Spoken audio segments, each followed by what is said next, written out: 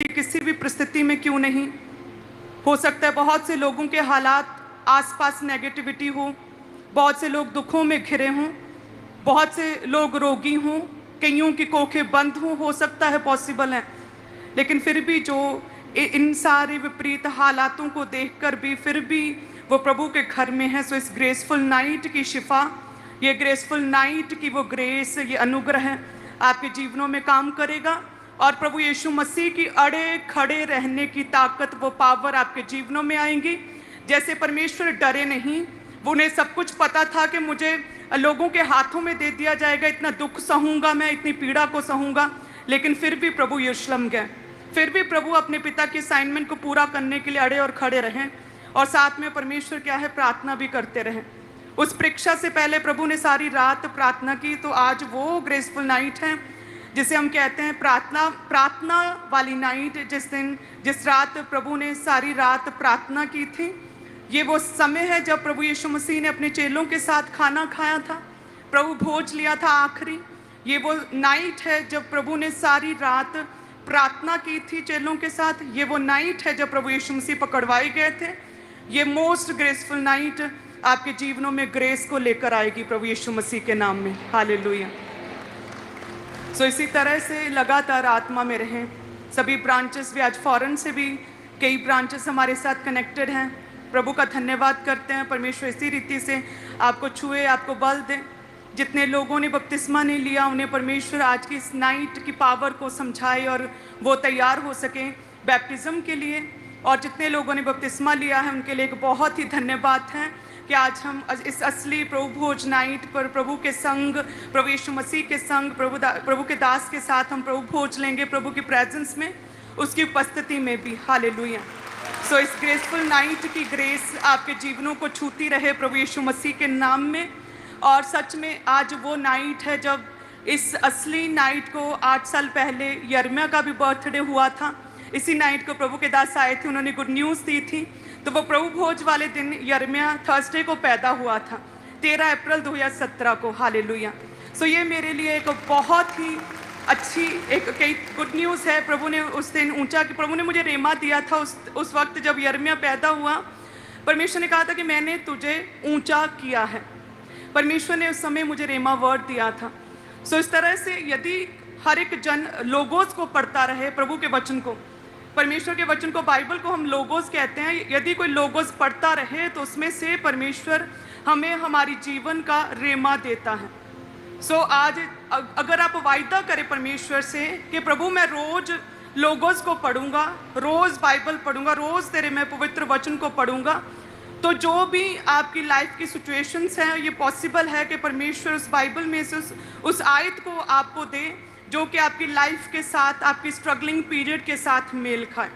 वो रेमा वर्ड जिसे आप जैसे ही सुनते हैं आपके जीवन की सारी शंकाएं दूर हो जाती हैं।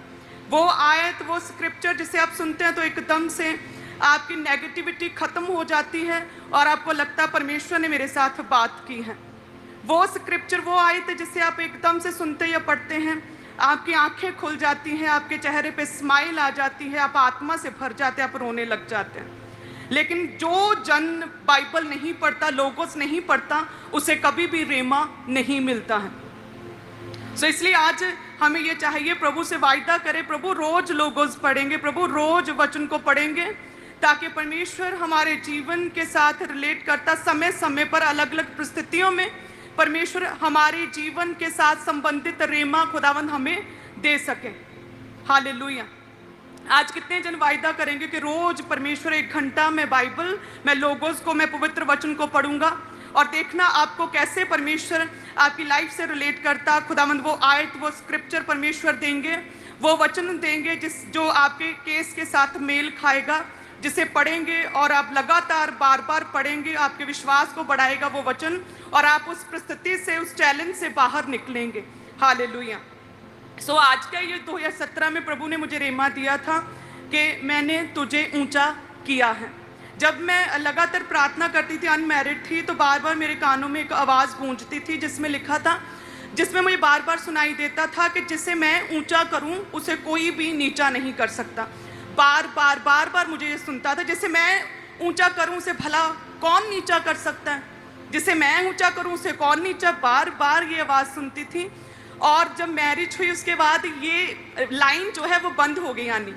और फिर जब, क्योंकि प्रभु ने ऊंचा कर दिया था, और जब फिर यिर्मयाह हुआ तब ये सेम लाइन मुझे सुनाई दी थी कि जिसे मैं ऊंचा करूं उसे कौन नीचा कर सकता है। और मैंने एक लाइन ऐड होगी कि मैंने तुझे ऊंचा कर दिया है।